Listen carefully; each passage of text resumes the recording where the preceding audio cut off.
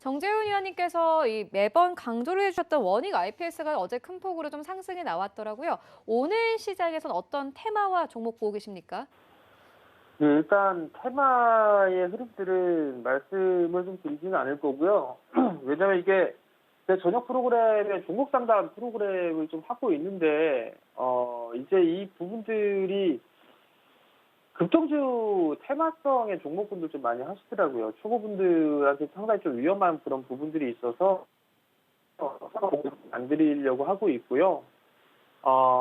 오늘 일단 수급적으로 괜찮은 그런 종목군들 위주로 좀 말씀을 좀 드릴 거예요. 오늘 좀 말씀을 드렸던 종목을 살펴보게 되면 아프리카 TV를 또 어저께도 좀 말씀을 드렸었어요, 사실.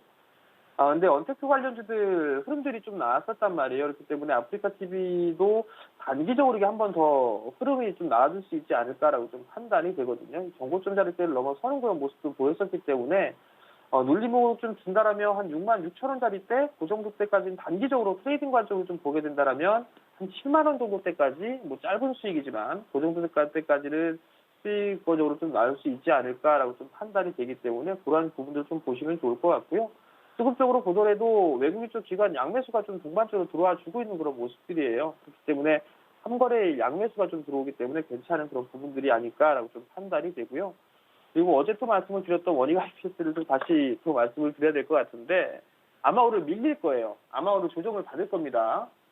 조정을 받을 것이기 때문에 조정을 기다렸다가 매수를 해보는 그런 전략이 좀 좋을 것 같아요. 34,000원 이하권역으로 오게 된다라면 저는 매수를 해봐도 좋지 않을까라고 좀 판단을 하고 있거든요. 왜냐하면 어제 장비주들, 어플라이즈 머티리얼도 그렇게 많이 안 빠졌어요. 1%대 하락 보였는데 만약에 34,000원 이하권역으로 밀려 내려오게 된다라면 저는 매수를 해봐도 괜찮지 않나 싶습니다. 수급적인 부분들 보더라도 수급적인 부분들 나쁘진 않은 그런 상황들이고 외국인 쪽에서 어제 공격적으로 좀 매수를 해줬거든요. 그러니까 이런 부분들을 좀 보셔도 좋을 것 같고 그다음에 다른 종목은 이오테크닉스예요.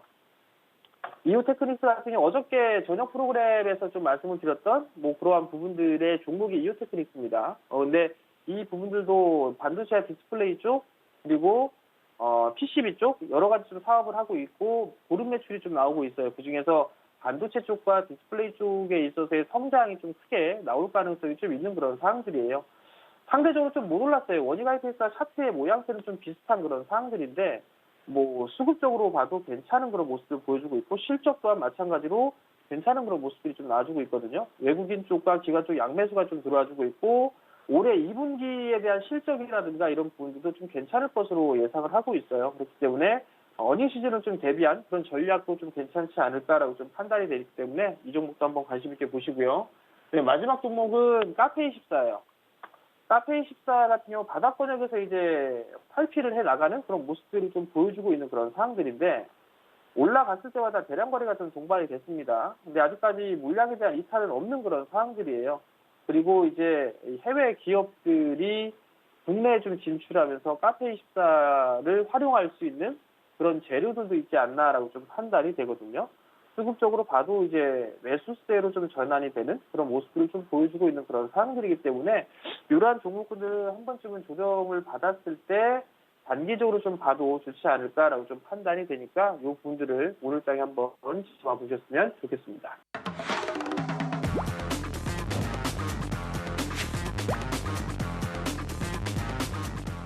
최근에 이제 SK바이오팜 상장에 대한 이슈들이 지금 많이 나오죠. 그래서 주식도 그러니까 주식을 잘 몰랐던 주린이라 그러죠. 그래서 주식 어린이라는 표현으로 줄여서 주린이라 그러는데 주린이들도 주식을 몰라도 SK바이오팜은 안다는 그런 얘기가 있을 정도로 최근에 이제 청약 열풍이 굉장히 좀 강했는데 이제 어제 끝났죠. 청약은 어제 23, 24일 동안 이제 했는데 한 31조가 몰렸다라 그래요. 그래서 지금 경쟁률이 323대 1 이렇게 되고 공모가 기준으로는 3조 8천억 정도가 된다라 그리고 SK바이오팜이 상장하게 되면 일단 시장에서는 시총은 약 5조 6조 정도까지 가능성이 있지 않느냐라는 부분에 대해서 얘기가 나왔기 때문에 오히려 공모 가격을 더 할인해서 지금 나왔으니까 아마 더 인기가 더 있었지 않았나 싶어요. 어쨌든 SK는 SK그룹의 이제 사업 지주회사로서 SK이노베이션, SK텔레콤, SK네트워크스, SK머티리얼즈, SK건설, SKC, SKENS, 그리고 SK바이오팜 등등 이런 회사를 자회사로 거닐고 있기 때문에 뭐 다시 저는 상승할 거라 보여집니다. 물론 많이 올라갔어요. 많이 올라갔긴 했지만 지금 일부 좀 조정을 먼저 좀 받았기 때문에 그리고 이제 청약이 끝났고 이제 그 7월 2일이죠. 이제 상장이 되게 되면 그때까지도 기대감이 남아 있어서 그래서 손절 가격은 한 23만 원 정도 좀 깊게 잡는다 그러면 이 밑에서는 여기 네모, 이 두 번째 네모 있죠? 여기에서는 매수를 들어가 볼 수 있는 자리로 판단이 되면서 손절가 짧게 잡으면 28만 원 정도가 될 것이고 좀 깊게 잡으면 23만 원이고 목표치는 이전 고점자리인 33만 원을 보면서 매매 임해도 기대감이 남아 있으니까 이쪽은 공략이 가능하지 않을까. 그리고 SK바이오팜이 상장이 되게 되면요, SK바이오팜 같은 경우는 그 파이프라인 쪽을 보게 되면 이제 뭐 여러 가지가 있겠지만 일단 제일 얘기가 많이 나오는 게 이제 뇌전증 치료제인데 이게 연간 시장 규모가 약 4조 정도가 된다라고 그래요. 그래서 이쪽에 대한 임상도 이제 진행을 할 것이고 그리고 뭐 기존 치료제에서 효과를 보지 못했던 부분들에 대한 부분을 조금 다시 보완을 해서 좀 그렇게 해서 지금 광고를 하고 있으니까 아마 그런 부분들이 좀 더 알려지고 그리고 그 공모자금으로 SK바이오팜이 이제 앞으로 중추신경계 질환뿐만 아니라 항암 분야라든지 후속 파이프라인을 개발을 계속하면서 내년에서는 이제 뇌종양 신약도 임상 1상을 좀 신청할 거라 그래요. 그러면은 항상 이 제약주들은 그러한 기대감을 뒤에다가 뭐 1년 뒤, 뭐 6개월 뒤에 남겨놓고 그 앞에서는 열심히 올라간다는 얘기죠. 그러니까 기대감으로 올라가는 부분들이 제약주들은 참 제가 볼 때서는 움직이기 참 편한 종목이다. 그러니까 지금 당장 실적이 안 좋아도 뭐가 안 좋아도 그냥 기대감만 있으면 돼요. 그래서 내년에 뭐가 있다. 그 전까지 계속 올라가는 거예요. 그래서 지금은 그런 이제 기대감에 움직일 수 있는 제약주들이 제가 볼 때서는 뭐 매매하기가 편하지 않을까라는 말씀 드려보도록 하겠습니다. 알테오젠을 가지고 계신데 매도해야 될까요? 라고 이제 질문을 주셨는데 매수가가 지금 표기가 안 돼서 결국은 매수가에 따라서 달라질 수 있는데 알테오젠은 지금 이중 바이오베타로서 지금 항암제의 대표 주자죠. 병력요법, 키프르다와 병력요법을 통해서 항암을 치료하는 데 이제 최신 트렌드에서 가장 선두주자고 SC제형을 개발해서 그걸 수출을 하고 있는데 이 수출이 독점 베타적 수출이 아니기 때문에 예전에 한미약품 수출보다는 굉장히 여건이 좋은 수출 계약이다. 어제 수출 금액도 4조 7천억이면은 상당히 큰 계약이고 나쁘지 않은 계약인데 문제는 주가가 너무 빨리 올랐다는 데 있죠. 그래서 이렇게 각도가 급해지면은 변동성을 수반합니다. 그래서 이 변동성을 맞출 수 있는 방법은 없고요. 다만 알테오젠이 꺾이면 제약주 전체가 꺾이는 흐름으로 이해해야 되기 때문에 쉽게 꺾이지는 않을 겁니다.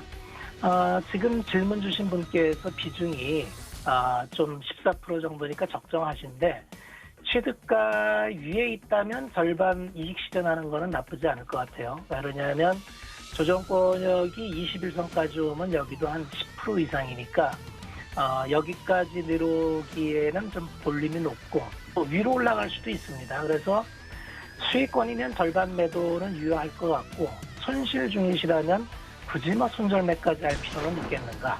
그래서 취득가에 따라서 대응 방법은 좀 다른데 알테오젠은 여기서 한 방에 꺾이기보다는 좀 변동성을 수반하면서 재차 좀 상승하지 않겠나 그렇게 생각이 들고 있습니다. 장기 혹은 단기 대응 전략을 알려달라고 하셨는데요. 모나미 같은 경우는 한일 관계가 악화되면서 이제 수혜가 예상되면서 애국 테마로 크게 상승을 했던 종목이죠. 지금 보시면 코로나 이후 바닥을 찍고 주가가 현재 다시 상승을 하고 있는 모습이긴 합니다. 최근에 다시 일본과의 관계, 그러니까 애초에 안 좋았던 부분이 지속적으로 지금 해결이 안 되고 있는 그런 양상입니다. 하지만 이러한 부분으로 주가가 추가적으로 앞전에 고점까지 뭐 상승을 한다든지 여기서 추가적인 상승이 나올 가능성은 저는 조금 낮다고 봐요. 만약 이 6,000원이라는 저항대, 최근에 윗꼬리를 달고 있는 이 6,000원이라는 저항 부근을 만약에 뭐 쉽게 돌파를 했었다면 추가적인 상승을 노릴 수 있겠다라고 말씀을 드렸을 것 같은데, 현재 보시면 6,000원이라는 저항대 부분에서 주가가 계속 올라가지 못하고 미끄러지고 있다는 겁니다. 이것은 이 가격대의 매물이 굉장히 크다는, 높다는 이런 부분을 얘기를 해주는 부분이고요, 차트에서.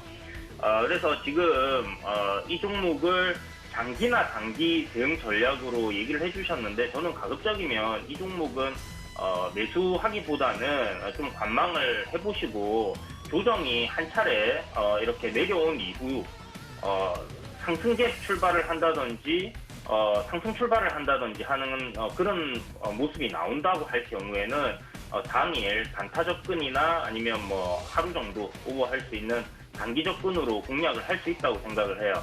하지만 시가가 5,800원 정도로 이제 정말 강하게 위로 출발해 주지 않는 이상은 모나미 이 6,000원대 저항 구간을 돌파할 가능성은 굉장히 낮다고 보셔야 될 것 같기 때문에 짧은 아주 6,000원에서 매도를 한다, 그 아래에서 시작을 한다면 6,000원에서 매도를 한다는 전략으로 짧게 공략을 하셔야 되겠고, 장기적인 관점 저는 굉장히 안 좋다라고 생각합니다. 그래서 만약 공략을 한다면 단기적으로는 눌림을 이용해서 상승 전환이 나왔을 시점에 짧게 공략을 해보시고, 장기적으로는 뭐 실적이 좋거나 아니면 이 한일 관계가 지속적으로 뭐 악화 일로를 계속 간다고 보기는 조금 힘들고요. 재료는 이미 나올 대로 다 나와서 주가에 선반영된 이후 지금 이런 파동을 뭐 짧게 뭐 안 좋게 얘기해서는 뭐 설거지 파동이다 뭐 이렇게도 얘기를 하거든요. 그래서